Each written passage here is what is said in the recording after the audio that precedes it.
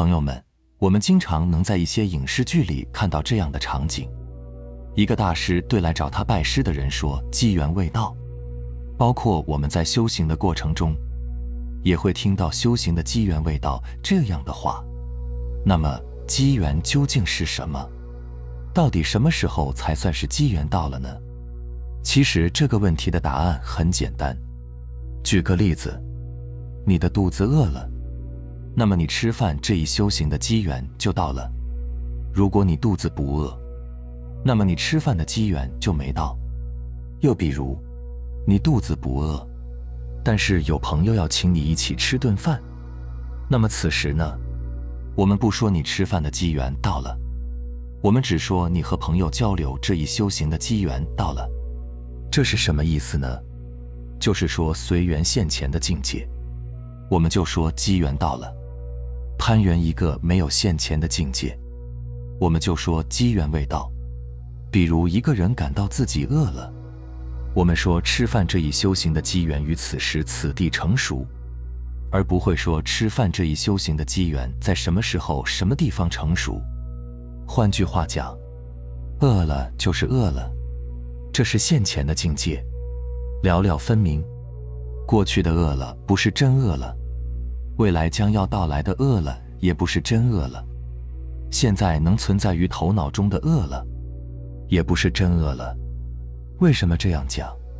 因为不论是现在还是未来的所谓饿了，都是基于对过去的妄想，所以过去、现在、未来没有谁饿了，在此时此刻的当下我们才讲饿了，这是现前的境界，而不是头脑里想象的境界。唯有当下我们才讲机缘到了。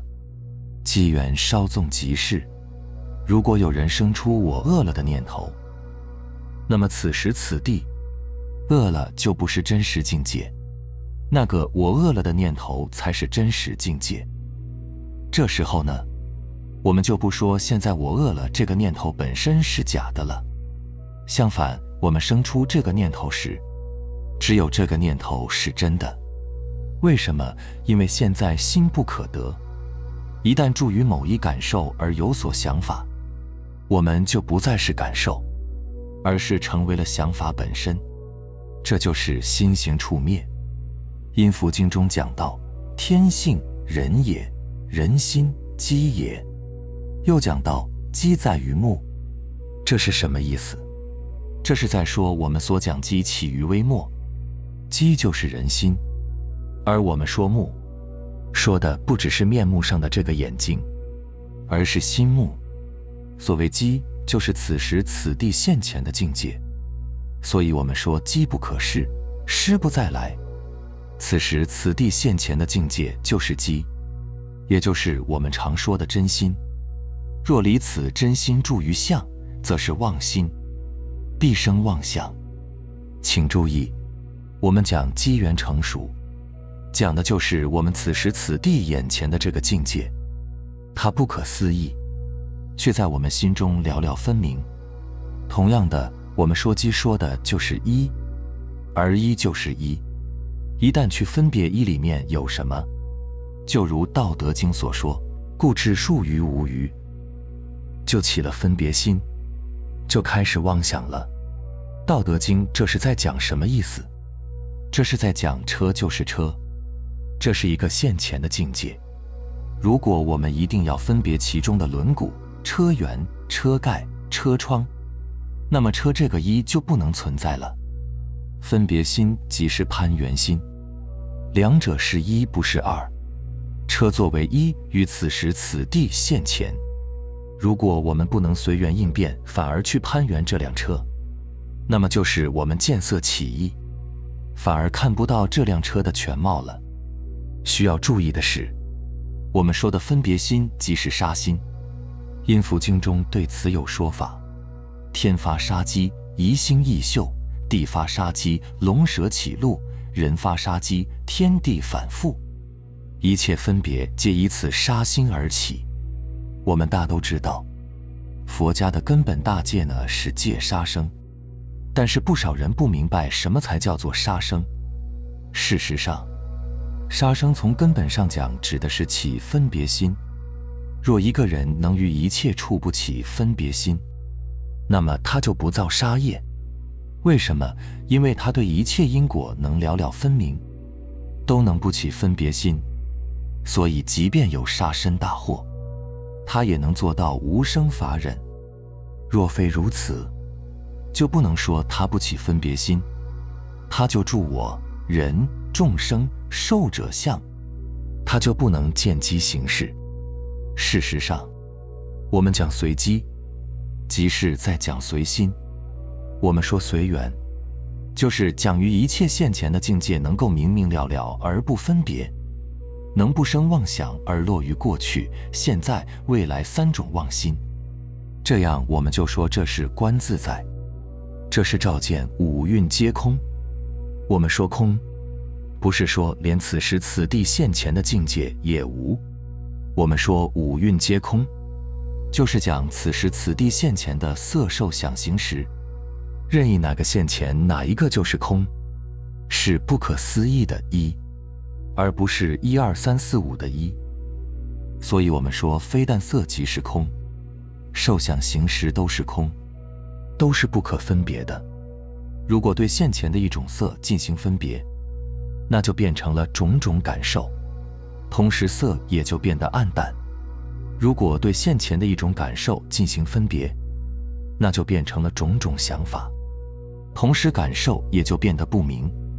如果对现前的一种想法进行分别，那就变成了种种行为，同时想法也就变得不清。同样，行和识都是如此。我们说一种色即说一觉者，说种种感受即说众生。最后，如果我们用眼识进行分别，那就变成了种种色，同时眼识也就变得混乱。耳识、鼻识、舌识、身识、意识也是同理。所谓五蕴是名五蕴，我们说五蕴如说五行，如来如去，实则不来不去。若不分别，五蕴是一个；若有分别，五蕴如次第花开，步步生莲花。事实上，我们语法不说分别，语法也不说断灭空，因为从任何一点上来看，不论是色受想行还是识，如果我们能知一切法于空处本自具足，则如日月照明，一切烦恼皆可漏尽。觉者能于一色只有一受、一想、一行、一识。所以我们说五蕴皆空而不断灭空，是因为一色就是一受，就是一想，就是一行，就是一识，而这就是真空，即我们不忘初心，不于一法生二心，不生3、4、5心而沉沦其中，能够于一心、一意、一行从一而终，方得无始无终。所以我们讲修行的机缘正在此时此地一念具足。一念是觉者，我们说觉者视而不见，听而不闻，感而不发，觉而不受。因为视就是视，见就是见，听就是听，闻就是闻，感就是感，发就是发，觉就是觉，受就是受。如果有人见一切法皆空而不落于相续，不说百闻是一听，不说百见是一事，能于事法不执着于意和相，即是真觉者。所以作为修行人，在机缘未到时，我们做事只需要问心无愧，而不是去攀缘，去为了修行而修行，去为了放下而放下。这就是道家为什么讲无为。我们只需要静候机缘，不要刻意去放下，也不要刻意去行善。修行不是和神佛做交易，虽说唯有无为才是真修行的契机，但是这个契机是要随缘的，而不是攀缘来的。因为一切真只能在机缘到时悟得，而不能在机缘未到时想得。若凭空妄想，只会让自己变得进退两难，反而可能会让你失去了勇猛精进的道心。要知道，机缘无需外求，它自然会在合适的时机到来。对于他人来说也是如此。为什么说人教人百言无用，事教人一次入心？因为机缘不到，多说也无益。